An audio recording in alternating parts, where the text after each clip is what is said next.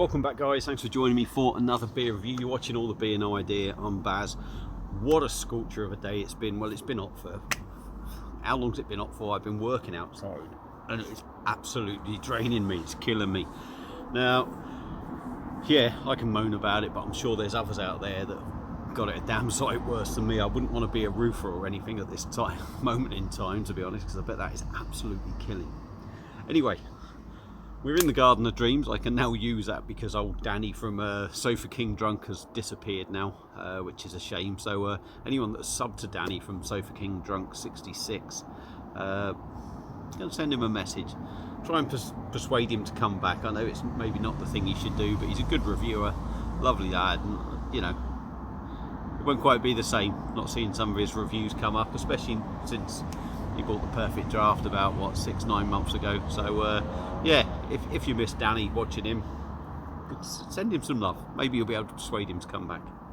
Anyway, like I say, we're in the Garden of Dreams now, and we are heading over to London this time, and it's a beer that my wife got me for my birthday.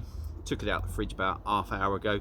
It is still chilled. It should be warmer, but I just thought with this heat, sod it, we're just going to have to go with it, and I'm going to do this, just move the screen a bit. Like I say, we're heading to London now, and it's from East London Brewing Co.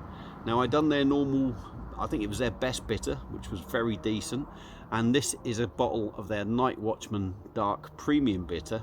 This is coming in at 4.5% ABV. Nice artwork there. It says on the label, just rooftops of London. So there we go. So you can see some rooftops of London, if you like it.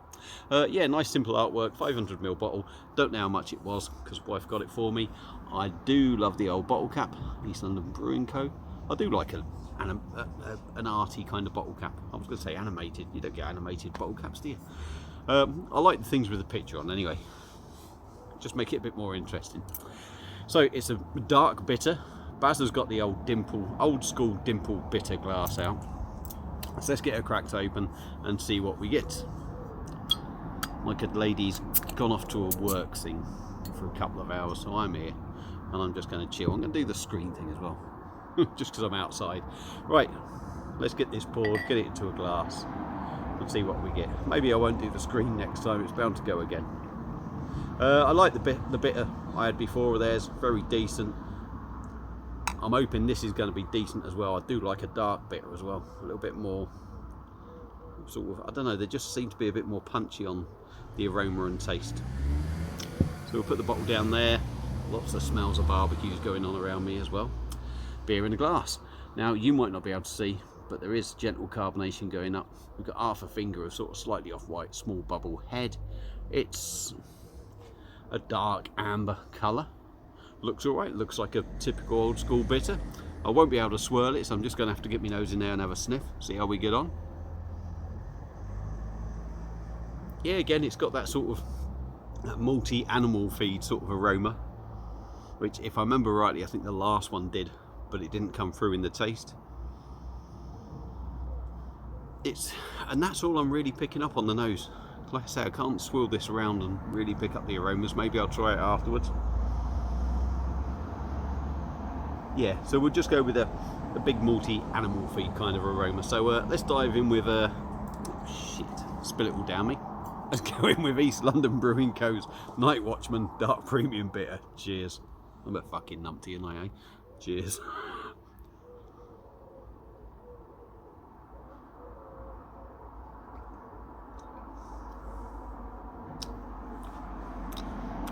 Yeah, nice enough.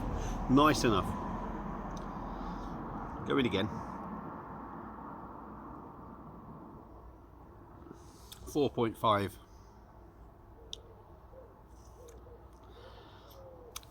Feels a little bit light. Feels a little bit lighter than the other one, I think.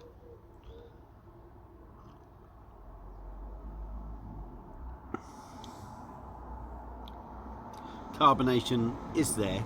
I would say it feels quite carbonated, actually. It feels quite bubbly without actually having a mass of bubbles in it, if that makes any sense. You sort of drink it and I can feel myself filling up with carbonation. Now, I have had a couple of pints of that heated seat, not the heated seats, the Dire Wolf thing this afternoon already, or since I've come home, so maybe that's filled me up. But Yeah, it does feel a little bit light. Not watery though. Carbonation feels quite heavy without really having any major bubbles in there. Mouthfeel is all right. It's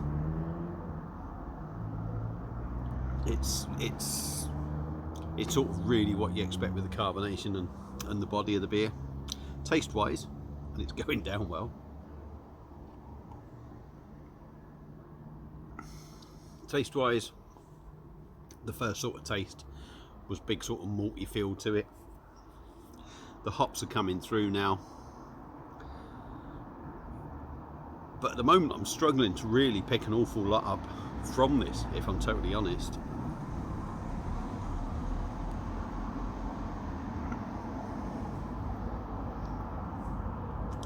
Malty, hoppy, a little bit bitter.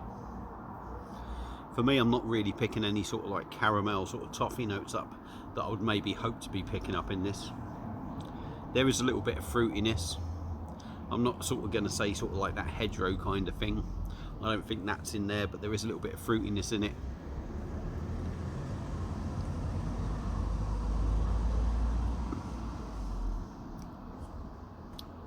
Bitter on the back end, but not massively bitter.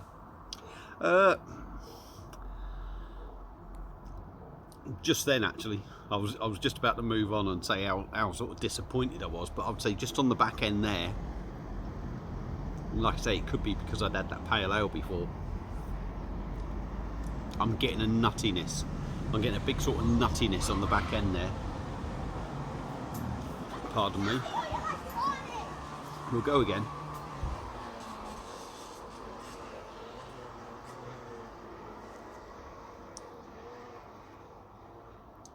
Yeah, it's sort of like hop, slightly fruity, malty.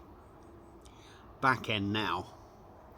Literally, when you've drunk that liquid, that back end, when everything else has gone, there's a nuttiness that coats your palate, and that's a nice finish to it. I do like that. So I've kind of changed my mind a little bit. Don't get me wrong, I was hoping for a bit more flavour in it, but that, for me, that nuttiness that you're getting on the back end has saved this beer. So yeah, and it's drinkable. 4.5% is drinking about 4.5%. You wouldn't really argue with the percentage. It drinks easy enough, but I do think it's a little bit sort of gassy. It does sort of, you know, without feeling it, it sort of fills you up. So East London Brewing Co.'s Nightwatchman Dark Premium Bitter, coming in at 4.5%. It's all right. I mean, it's very old school. It's redeemed. It's taken me half a bottle really for it to sort of redeem itself. I mean, it could just be me. Other people might pick up on that nuttiness way before me, but that nuttiness is the thing that sort of really saves it for me, stops it from being a little bit bland. So yeah, like I say, East London Brewing Co.'s Nightwatchman Dark Premium Bitter. It's a nice little drop. It is a nice little drop. Like I say, don't know how much it was. Would I recommend picking it up? If you like your old school stuff, give it a go. If you've had it before, let me know what you think. Feel free to comment. Feel free to subscribe. That's it for this beer review. Enjoy your evening. Enjoy the whole weekend. Be sensible. Don't drink too much and get bloody stupid. Don't sit in the sun for 9 hours of the day. Be sensible. Just enjoy your weekend. And I'll see you again soon on another beer review. Cheers.